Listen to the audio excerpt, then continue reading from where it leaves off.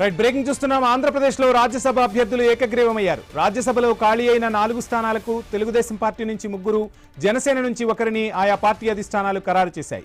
దీంతో తెలుగుదేశం పార్టీ అభ్యర్థులు చింతకాయల విజయ్, భాష్యం రామకృష్ణ, సానా సతీష్, జనసేన నుంచి లింగమనేని రమేష్ నామినేషన్ దాఖలు చేశారు. ప్రత్యర్థి పార్టీ నుంచి ఎలాంటి నామినేషన్లు నమోదు కాకపోవడంతో వీరు ఏకగ్రీవమైనట్లు ఎన్నికల అధికారులు ధృవీకరించారు. ఇందుకు సంబంధించిన పేపర్లను వారికి అందజేశారు.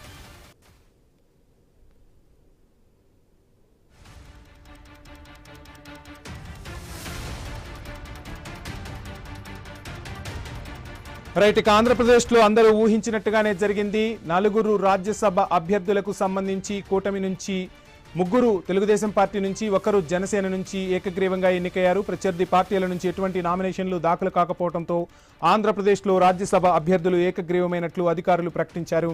సో మొత్తంగా 3 అభ్యర్థులు తెలుగుదేశం పార్టీ నుంచి చింతకాయల విజయ్, భాష్యం రామకృష్ణ, సానా 3 కూడా ఏకగ్రీవమయ్యారు. అదేవిధంగా లింగమనేని రమేష్ జనసేన పార్టీ నుంచి నామినేషన్ దాఖలు చేశారు. అటు నుంచి కూడా ప్రత్యర్థులు ఎవరూ లేకపోవడంతో లింగమనేని రమేష్ కూడా ఏకగ్రీవంగా ఎన్నికయ్యారు. సో ఆ దృశ్యాలను మనం ఇప్పుడు ఐ న్యూస్ స్క్రీన్ పై చూస్తున్నాం. ఏపీలో రాజ్యసభ అభ్యర్థులు ఏకగ్రీవమయ్యారు. ఎటువంటి పోటీ లేకపోవడంతో నామినేషన్ దాఖలు చేసిన ఈ 4 అభ్యర్థులు ఏకగ్రీవమైనట్లు అధికారులు ప్రకటించారు.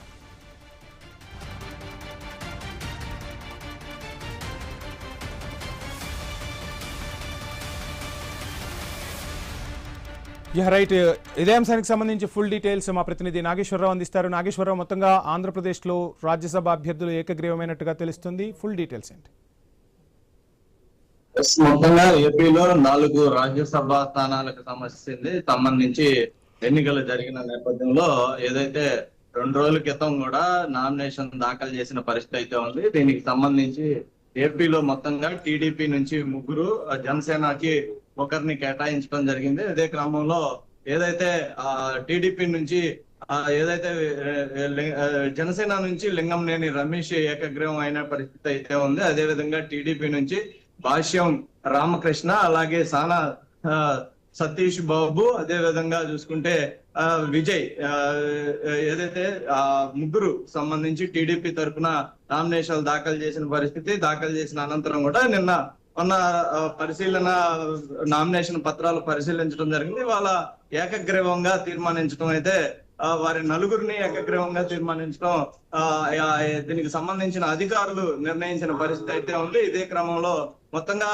ప్రతిపక్షం నుంచి కూడా ఎవరు నామినేషన్ పత్రాలు దాఖలు చేయకపోవడంతో ఈ యొక్క నిర్ణయం ఏకగ్రీవం అయినట్టుగా అధికారులు ప్రకటించినట్టుగా తెలుస్తుంది. అదే విధంగా మొత్తంగా ఈ 4కి సంబంధించి ఏదైతే గత కొన్నాళ్ళ నుంచి కూడా టీడీపీలో ఏదైతే ఉత్సాహవంతమైన యువకులకి అలాగే విద్యావేత్తలకి ఇలా ఒక్కొక్క తీరులో అయితే ఒక్కొక్కరిని తీసుకున్న పరిస్థితి అయితే ఉంది. అయితే గతంలో చూసుకుంటే గత కొన్ని రోజుల క్రితం ముందుగా కూటమి పార్టీలో ఉన్న 3 ఏదైతే 3 పార్టీలకు సంబంధించి బీజేపీ, టీడీపీ, జనసేనకి 3కి ఏదైతే టీడీపీకి 2 స్థానాలు, అదే విధంగా బీజేపీకి 1, జనసేనకు 1 ఇవాళ ఇస్తారన్న ప్రచారం జరిగిన నేపథ్యం ఉంది. అయితే 3 కలిసి ఒక నిర్ణయానికి వచ్చి 3 పార్టీలు కలిసి ఒక నిర్ణయానికి వచ్చి ఓన్లీ టీడీపీకి 3 రాజ్యసభ సంబంధించి అలాగే జనసేనకు 1 కేటాయించుకోవడం జరిగింది. అదే క్రమంలో ఏదైతే టీడీపీలో ఆశాభావాలు ఎక్కువ ఉండటం, దాంతో టీడీపీ నుంచి ఉన్న వ్యక్తులు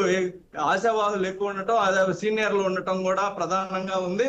దీంతో బీజేపీ తన స్థానాన్ని వదులుకున్నట్లుగా కూడా ఆ రోజునే రాష్ట్ర అధ్యక్షులు చెప్పిన పరిస్థితి అయితే ఉంది.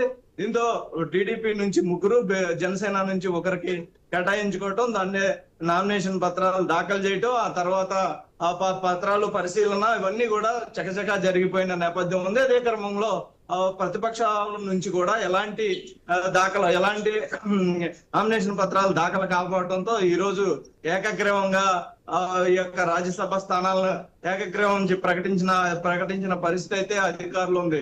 మొత్తంగా దీనికి సంబంధించి ఈ 3 ఏపీ నుంచి మొత్తంగా 4 రాజ్యసభకు వెళ్ళటం, టీడీపీ ఉమ్మడి ఏదైతే కూటమి పార్టీలో ఆనందాలు వ్యక్తం చేస్తున్న పరిస్థితి అయితే ఉంది. చింతకాయల విజయ్ అయితే అక్కడ ఏదైతే అతను దానికి యువతకి ప్రాధాన్యం ఇచ్చే విధంగా రానున్న రోజుల్లో పార్టీని నమ్ముకొని ఉన్న వారికి మంచి ప్రాధాన్యత ఉండింది. అదే విధంగా ఆశించి భంగపడిన వారికి ఎలాంటి నిరుత్సాహ పడవద్దు అని చెప్పేసి కూడా చెప్పిన నేపథ్యం ఉంది. ఇదే క్రమంలోనే ఇవన్నీ ఒక మీరు చెప్తున్నట్టుగా యువతకు ప్రాధాన్యం ఇచ్చారు. అందులో భాగంగానే చింతకాయల విజయ్ని, అంటే ఒక రకంగా చెప్పాలి అంటే యువతకు తెలుగుదేశంలో ప్రాధాన్యత ఉంటుంది అన్న సంకేతం పంపించారు. మరోవైపు వర్లరామయ్య లాంటి సీనియర్ నేతలకు కూడా న్యాయం చేయాలి అని చెప్పి మొదటి నుంచి కూడా డిమాండ్ వినిపించింది. ప్రతిపక్షంలో ఉన్నప్పుడు తన వాయిస్ను బలంగా వినిపించారు. అటువంటి వారికి పార్టీ పదవుల్లో స్థానం కల్పించే అవకాశాలు కనిపిస్తున్నాయా? ఏం జరగబోతుంది?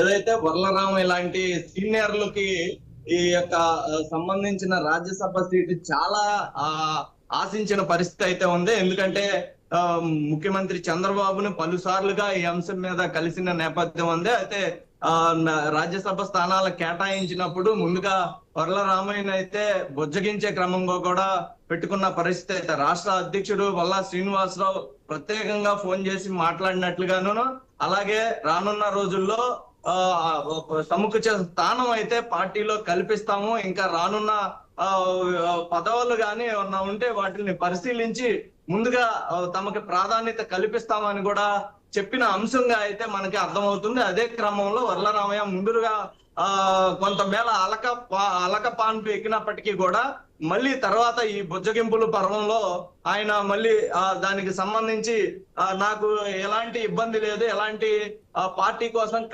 కష్టపడే తత్వంలోనే మేము ఉన్నాము, పార్టీ మమ్మల్ని గుర్తించిద్ది అనే భావనలోనే మేము ఎప్పుడు కూడా ఉంటామని కూడా ఆయన కూడా ప్రకటించిన పరిస్థితి అయితే ఉంది. అదే విధంగా ఇంకా మరికొంత నేతలు కూడా అలకపాన్ పెక్కిన పరిస్థితి నేపథ్యంలో వాళ్ళకు కూడా ఫోన్లు చేసి బుజ్జగించిన పరిస్థితి అయితే ఉంది. ఏదేమైనప్పటికీ అందరూ కలిసికట్టుగా ఏదైతే 2024 ఎన్నికల్లో ఏ విధమైన ఎన్నికలప్పుడు ఎలా ఒకటిగా పనిచేసామో అదే విధంగా రానున్న రోజుల్లో కూడా పనిచేస్తే మళ్ళీ మన పార్టీ ఉమ్మడి కూటమి పార్టీగా అధికారంలోకి వస్తాము. అధికారంలోకి వచ్చినాక ఇంకా ఎవరైనా ఆశావాహులు అంటే సీనియర్లు ఇలాంటి వాళ్ళని కూడా పరిగణనలోకి తీసుకొని పార్టీలు 3 పార్టీలు కూడా ఎవరు కూడా భంగపాటుకు గురవ్వాల్సిన పని లేదు, వారికి సముచిత స్థానం కలిగిస్తామని కూడా ప్రకటించిన పరిస్థితి అయితే ఉంది. ఈ క్రమంలోనే వారందరూ కూడా సానుకూలంగా ప్రకటించినట్టుగా మాకు సమ్మతే అనే విధంగా కూడా వారు మాట్లాడిన నేపథ్యం ఉంది. ఈ క్రమంలోనే మొత్తంగా ఈ యొక్క రాజ్యసభ స్థానాలకు సంబంధించి అంశం ఏకగ్రీవమైన పరిస్థితి అయితే ఉంది. Thank you Nageswararao. ఒకే కుటుంబం